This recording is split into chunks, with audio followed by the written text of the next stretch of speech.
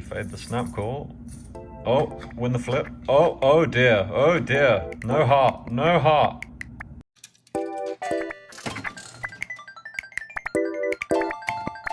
Here goes!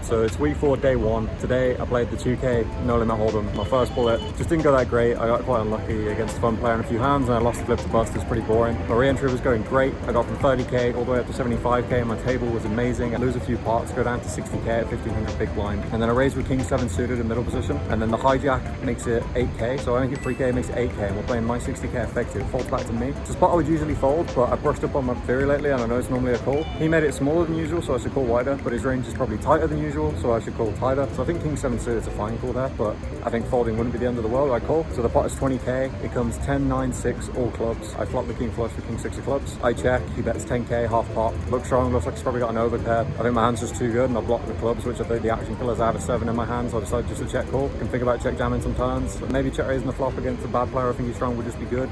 I can probably get it in against an overpair with no club as well when the pot's so big. I call. Pot's 40k. Turns a brick 2. I check. He bets 16k. I decide to call again, just in case he wants to blast off with anything. I think this guy seemed like he might have been capable. The ace of clubs is probably the main one people find the triples with. It is possible that he has some random bluffs, maybe ace queen red or some random nonsense. I wouldn't put it past this guy. I decided to call again. That makes the pot 72k. And now the river is the queen of clubs, probably the worst card in the deck because it doesn't have the queen of clubs value jams. His ace of clubs gets there. I check. He puts me all in for third pot, 24k. I side call it off. I think once the pot's that big, I have to be right 1 in 5 times. So I only lose if he has ace of clubs with aces, or ace king with the ace of clubs, or ace queen with the ace of clubs in these hands. And if he's ever bluffing, it's a mega print. Sometimes maybe he jams like jacks with a club because the pot's just so big. I just don't think I can ever think about folding.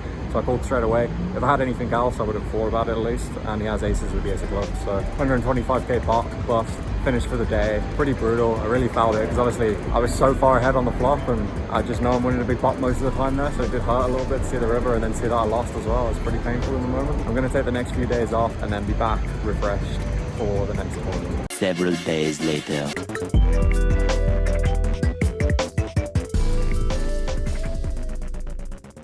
Back to the grind after having most of the week off with Gloria here, and my initial plan was to play the 3.5k at the win, 3.5 million guaranteed, a really prestigious event, 40-minute clock day 1, 60-minute day 2, and I really thought about it and I thought, why do I want to play this event? There's a really good 1k at the Golden Nugget. Why do I want to play this bigger event where I'm going to have a lower edge? And ultimately the only conclusion I could come to was the prestige. Like, it would feel a lot better to run deep in that event. It would be pretty silly, I think, for me to play under those pretenses, given that I've sold action of a package when there's ways I can make more money playing somewhere else. And obviously that's going to be the main goal as a poker player, is to make the most EV, and it's not like I wouldn't enjoy and make the most of playing these other tournaments. So I went to play the $1,700 at the MGM day 2. I managed to get me 25 bigs because of the alternate list in day 2 reg. I jam freeze against the button open, run into ace queen and lose the flip. So I go play the Golden Nugget. I lose ace king versus queens, and I lost jacks versus ace queen suited. Some other flip I forget to bust my first bullet. Next bullet, jam like ace 7 against the button open with 15 bigs into ace 8. I max your enter with 10 bigs.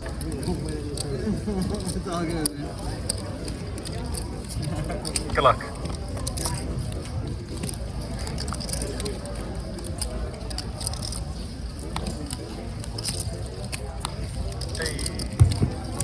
Spin it up, I win ace queen versus jacks, and then I win ace king suited versus pocket queens. I get up to 150k and then I get aces. I open, the big blind calls, comes king 5. I bet small, he calls, turns a 7, and it's still rainbow, so I decided to check back. I think aces is a nice candidate to do that here. River's a 10, he checks again. So I thought most of my like pocket queens, king X and good hands want to barrel the turn. I don't really have that many really strong hands. Obviously it's going to be more polarizing if I bet the river. I'm saying I can either bet like thin, try and represent like a thin value bet. I think I wanted to say like I've got a 10, I've rivered the 10, or I'm bluffing. I have loads of bluffs with like ace X and sorts of stuff. So I overbet small, like 40k into 36k, and he had a king. So I mean, at least if I bet small and he raised, it would have been a dicey spot. I'm happy with the amount I lost in that hand given the hand he had. I just went on an absolute tear where I'm just winning every hand, and the table was kind of getting a bit tilted. Like, who is this young guy? He's max later edge 10 bigs, he spun it up, and now he's raised take, free bet, whatever, every hand, check raise. And like, I wasn't really getting hands to showdown, and I spun up to like 220k, and we're playing down to 12.5%, which is 76 players in the money for day 2, and we're at 108 players. Some guy raises in late position. There's already been an ace exposed pre, and I'm in the small small blind with pocket jacks. So I free bet. I'm just going to free bet, call him off for like 34 big blinds I think he had. It's not ideal when we're kind of close to the money, but I don't see how else to play jacks. I could just open jam, but I think it's more likely he's going to goal in with a bad hand than to call with a marginal hand in this spot. Although like, going all in is probably good as well. The big blind only had like 25 bigs. So I free bet. He goes all in really quickly. So I'm like, oh, he's got like ace king. Like, given how quickly he went, like, let's try win the flip. There's an ace exposed. That's going to be good for me. I call, and what does he have? He has ace jack. He 4-bet jammed ace jack into my pocket jacks when there's an ace exposed. What a dream spot. I'm about to be chip leader coming up to the bubble in the golden nugget. I'm going to make day 2 of loads of chips. It's, oh, what a dream spot. I late raise with 10 bigs, and now I'm about to be massive chips. It's great. And then he rivers the ace, and the most painful river I've had on this whole trip with the ace fully exposed. Why is he jammed when the ace is exposed? I went from being like, wow, this guy's just dusted off his stack, what an idiot, to, for fuck's sake, why is this guy just dusted off his stack with an ace exposed? Like, it's so painful. I think he was just sick of me. Like, I just won too many hands, and he was like, fuck this guy, I'm not folding my ace jack. Very fortunately though, I managed to late raise the $600 World Series event online. I had to change my app store to the US App Store, which is kind of complicated, and I have to find someone to tether on that's using an American internet but isn't playing the event. So I got pretty lucky that string of events came together that I managed to reg. So we're in the last 90 of the $600 World Series event. You can see here I'm coming 44th. Already guaranteed $1,500 and 150k up top, as well as a nice little bracelet. Hopefully this one spins up. We've got 20 bigs to play with. The blinds just went up. Big pot. This guy's open jammed 7.5 to 8 big blinds, I believe. Hopefully we haven't dominated. Whatever it is, he's trying to tank out the pay jump. I didn't even know we were on a pay jump. A nice little hold. Little hold. Little hold. Ayya. Hijack opens. He's got heaps of chips. I think we have to just put it in here with pocket sixes, not on a pay jump. So hopefully fade the snap call. Oh, win the flip. Oh dear. Oh dear. No heart. No heart.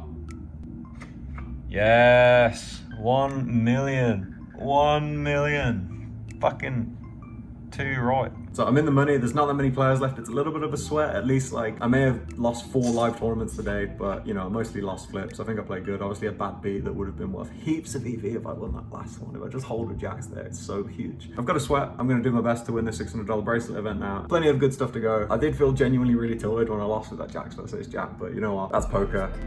So 11 big blinds, 11.5 bigs here with ace-9 in the big blind versus a low jack open. Usually it's probably a mix between both, but this guy likes to raise bigger with good hands, so I'm actually happier about going all in here. I think I'm going to get it through more often, and he's not going to have a premium. And I couldn't be more wrong, and now I'm at the tournament. I'm the fucking best.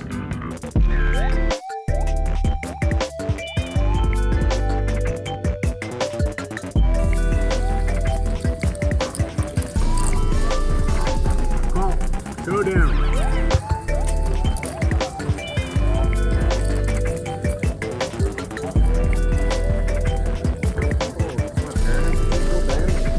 Hey,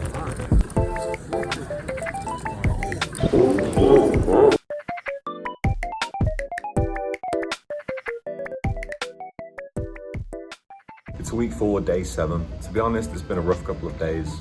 I think I felt mentally the worst on the entire trip in the most recent few days. That massive part of the golden nugget did feel like a gut punch, like I really felt it in my stomach. Gotta be massive cheerleader, bad to be on the bubble, guaranteed min cash and decent run, but obviously wasn't to be. But if that was earlier on the trip, I'm sure it wouldn't have felt as bad. And then bad beat to bust the 600, queens against 10s all in pre. It's about noticing, like it is bothering me more, and I'm getting these bad beats now because it's past the halfway point, and I'm just gonna take more effort in my mental practices. Today I'm playing the 1600 300k bounty one day event in the Venetian, $500 online. My main goal for the day is just that when I get the bad beat, which is probably inevitable, I'm gonna appreciate the time I'm there. I'm gonna be grateful for the opportunity. I'm gonna be in the right headspace. I'm gonna be happy for my opponent. We'll see how that goes, I guess, but I'm looking forward to today. I noticed that as you lose more over time, the ego feels more of a need to prove itself. At the start, losing doesn't feel so bad, but then when you lose for like a few weeks, it's almost like ego wants to say, no, I'm not losing because I'm bad at poker, I'm losing because of this. And like it's harder to like not want to tell a bad beat story, to just kind of go with the flow, even though ultimately that's the right headspace to be in. It is just to be ambivalent, to be indifferent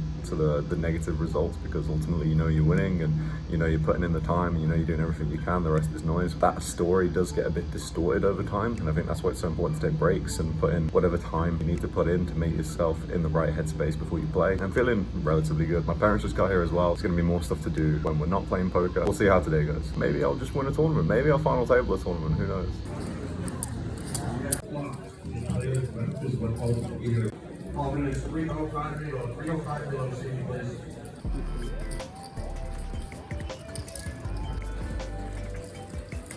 So I'm here at the Venetian today. I played the $1,600 bounty. Pre-raging was a great idea because there was massive queues, so I got seated straight away. My table was incredible. I had about 6 tables today, and every single one of them, one of the best tables I've had. So for a 1,600 one day, it was a really great reg. And I just ran really golden. I had kings early on, I had jacks and flop a set. I just kept making good hands. And then I had pocket 8s. It goes raise, I call, 2 more players call. Flop a set on queen 8-4. Flush draw, I check because the guy in position is pretty splashy and we're really deep. He checks back, turns a 6. The pre-flop raiser bets, I raise. The guy on the button now cold calls, which is great. The other guy calls, so the pot's like 12k. The river pairs the 6, so I've got like pretty much the effective nuts. Check. I just like to check because we're still like 30k deep with the first guy. And now the guy on the button bets 10k into 12k. So I'm like, yes, he might be bluffing, but if he's got a 6, he's just gonna bet call. He's got like another 8k behind. The pre-flop raiser now snap calls to 10k. I go all in, covering them both. First guy's got 18k effective, next guy's got 30k effective. This guy tanks ages, verbally says, how can you have a set? You check the river, calls all in. Next guy tank folds aces face up. I'm good against the straight of the button. It's pretty sick. And it's now started raining. So I've escaped the rain. So the 1,600 was going absolutely incredibly. I was just winning every hand. Got from 35k stallion stack up to 350k. The average was probably like 100k. And then kind of slowed things down, moved table a few times, lost some all-ins. Got up to 7 bounties, which is obviously absurd. Cashed 3.5k before even in the money. And then get a kind of awkward spot where I raise with ace king to 13k, 6k big blind. From middle position, the button makes it 30k. He's playing like 45 bigs and we're at like 90 players left, 63 paid. So this small free bet in position from this player I think is just going to be like 10s plus ace queen, but because it's in a bounty and the bounty goes from 500 to 2.5k if we get in the money, I'm really incentivized to try and spin up a big stack, especially coming up to the bubble, and just cover people when the bounties get massive. That's really important. If this was not a bounty, I would have just flattered with ace king about 45 bigs deep here. Because it's a bounty, I'm like, if he's got queens or jacks, running gets really good for me to just take the flip and have a chance of being up to over 600k. I go all in with the ace king, he cycles it off with queens. Like there's a chance he folds like ace queen or pocket jacks or something to the all in as well, which obviously great. Just deny the equity. We run it, I lose the massive flip. That puts me down to a short stack. I spin it up a little bit, get up to just over 200k again. And then the big blind sitting out, I've got 25 bigs with just over 200k, 8k big blind. Raise with ace queen, someone free bets, I just jam. No big blind there, so I'm pretty obligated to go broke. With about 80 left and 63 paid, and min cash is small because so much is bounty money and I lose against queens. Busted that. I was playing the 500 turbo on my phone at the same time, and that was going insanely well. Ran pretty deep with I think over 2,000 players. I ended up busting out in 53rd. Another decent sweat, cash for about 2.2k in the 500, cash for 3.5k in the 1600. It's a pretty sick day. I did do 2 bullets in the 500. Even though it's not a huge winning day, it's still a winning day. I was just running good in all-ins, and it's such a change in how it makes you feel if you just win a flip or you win like a 70-30 or a 30-70, whatever it is. Everything just feels so much different, so much more reassuring that poker's easy when it's going well. And the hands I played, I think I played well. I got some bluffs through, my value bets, I think I got max value. One hand, the guy jammed 2 times pot on the river, and I nearly called with like 4th pair because I just didn't believe him. I had a bad blocker, blocked some bluffs, so I folded. My radar was just saying, this guy's clearly bluffing. He doesn't value that for this size, but I didn't find the hero. Wish I did because he showed me the bluff. I was just pretty zoned in. I think that bodes well for the last 3 weeks.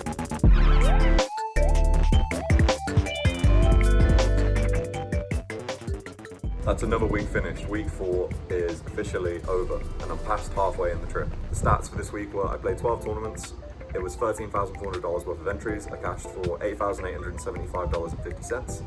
And that's a profit of minus $4,524.50. Definitely going better than last time. My ROI overall is still close to minus 50%, so definitely not ideal. After the last trip, it doesn't feel as bad as I think it would have if I hadn't had the last trip. I'm not feeling too bad. I have had some big sweats, and it is starting to definitely hurt more when I get some bad beats, because obviously I'm feeling that it's close to the end of the trip and it's less likely I'm going to get out of it. One thing I did notice this week is I feel like the people you surround yourself with can definitely be a big impact on how you feel mentally, because there's definitely a lot of ego in the poker world, and And there's some people who, when I spend time with them, I do notice wanting to prove myself more, almost like I feel more like my ability as a poker player is coming into question. There's a lot more point scoring between who can play hands better, who's making less mistakes. And if you notice that you're becoming a worse version of yourself, then it is okay to just spend less time around people that make you feel that way. Like you do get to choose. You can't just think, I'm gonna spend time with these people no matter what and I'm gonna get over it and it's my era. Like, we're all just fallible humans. So I think I did notice that a little bit in the last few weeks. Sometimes I'm going to gravitate more towards people who are just more optimistic, more positive, more kind, because it is what you need when you're running into bad luck, and most of poker is bad luck. Some people go on heaters or they run really good, and it's the same with anything really. When people have like overnight success and they do insanely well and they go on